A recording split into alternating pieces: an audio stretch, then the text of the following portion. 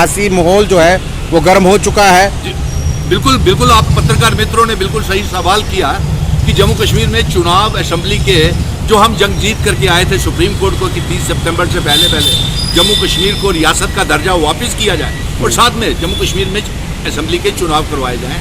और इसी सिलसिले में Rajiv Kumar chief election commission of India, जिसे हम दिल्ली में भी फुल बेंच के साथ मिल करके ये मांग करी थी कि जम्मू कश्मीर की कहीं सुनवाई नहीं हो रही 5 अगस्त 2019 के बाद, और इसलिए जम्मू कश्मीर में असेंबली के चुनाव करवाए जाएं।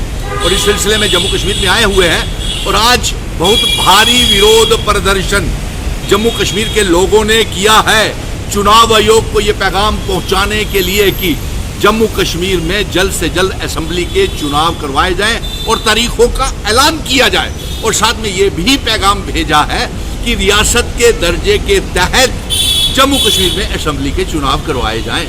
और इसलिए जो पत्रकार मित्र मुझसे बार बार ये पूछ रहे हैं और उनका ये कहना है कि अब क्या होगा सियासी जो हालात बदल रहे हैं, तो मैं आपसे जानना चाहता हूं कि कौन से सियासी हालात बदलने की आप बात कर रहे हैं। ऐसा लग रहा है कि आपको कहीं ना कहीं जो सूत्रों के हवाले से पता चल रहा है या नेशनल कॉन्फ्रेंस या कांग्रेस से आप इलेक्शन लड़ेंगे। देखिए, मुझे समझ नहीं आता कि पत्रकार मित्र कहां से ये बातें ढूंढ लेते हैं।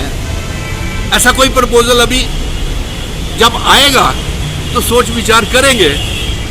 हाँ, ये भी पत्रकार मित्र मुझसे पूछ रहे थे कि कल जब आपने मिशन स्टेटहुड में 5 अगस्त 2019 के बाद जो जंग का ऐलान किया था और तमाम पॉलिटिकल पार्टीज को, जम्मू कश्मीर के लोगों को, हर मजहब के लोगों को, हिंदू मुस्लिम सिख ईसाई गुज्जर बकरवाल चिनाब वाली पीर पंजाल पहाड़ियों को इकट्ठा किया था और सियासी लीडरों को Congress, national conference, PDP, Kashmir के संगठन, जम्मू के संगठन, मिशन स्टेटहुड ने जम्मू में किए इकट्ठे, सड़कों से लेकर के सुप्रीम कोर्ट तक गए, जिसमें डॉक्टर फारूक अब्दुल्ला, उमर अब्दुल्ला, कांग्रेस, और फिर कांग्रेस खैर सुप्रीम कोर्ट में नहीं गई थी हमारे साथ, आज़ाद भी नहीं गया, अल्ताफ बुखारी भी नहीं गया, सज्जाद लोन भी नहीं गया, ये सिर्फ मिशन स्टेटहुड और मेरे साथ डॉक्टर फारूक अब्दुल्ला साहब भी, हम दिल्ली और तमाम मेंबर पार्लियामेंट्स को भी मिले।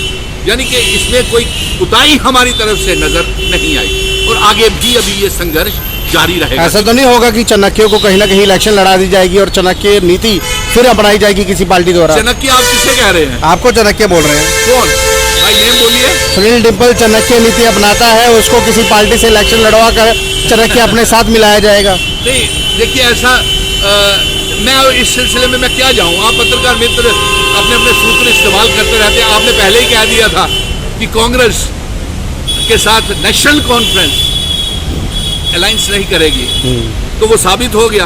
आप लोगों ने ढूंढी ये बात, मुझसे भी ये सवाल पूछ रहे थे कि मैंने सभी को इकट्ठा किया था, अब क्या करूंगा मैं, जबकि हमारे डॉक्टर फारूक अब्दुल्ला साहब जो नेशनल इंटरनेशनल लेवल के 70 साल पुरानी पार्टी है नेशनल कॉन्फ्रेंस, कांग्रेस भी 100 साल पुरानी पार्टी है कांग्रेस भी, तो वो नेशनल पार्टी है, ये जम्मू कश्मीर की रीजनल और सबसे बड़ी पार्टी है और इसके प्रेसिडेंट जो है वो नेशनल इंटरनेशनल लेवल के नेता हैं।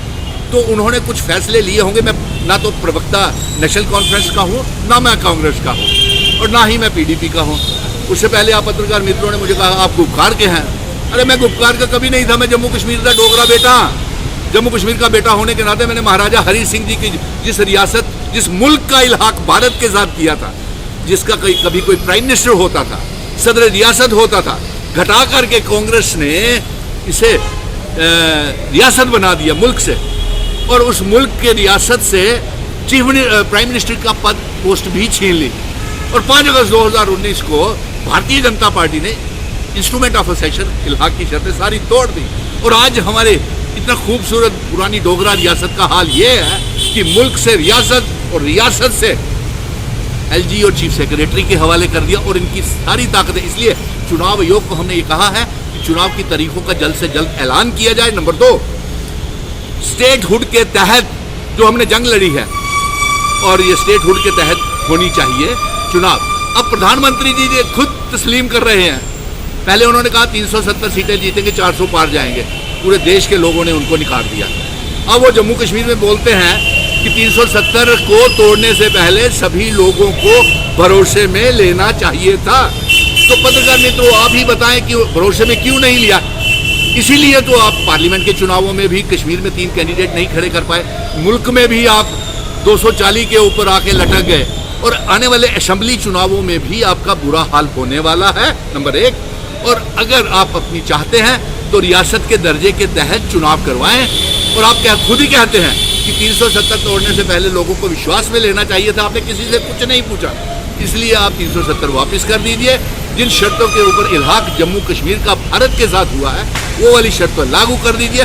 डोगरे बहुत अच्छे लोग हैं, डोगरे शायद भारतीय जनता पार्टी की माफ भी करी होड़गन, और अगर ऐसा आपने नहीं किया तो भारतीय जनता पार्टी जम्मू कश्मीर में सरकार नहीं बना सकेगी, दावे के साथ कह सकता। और दूसरा ये, जम्मू कश्मीर का अगला मुख्यमंत्री एक नया चेहरा नॉन भारतीय जनता पार्टी होगा, और दूसरा नॉन भारतीय जनता पार्टी जम्मू कश्मीर में सरकार बनेगी। इसलिए चुनाव आयोग से हम कह रहे हैं कि जल्द से जल्द तारीखों का ऐलान किया जाए।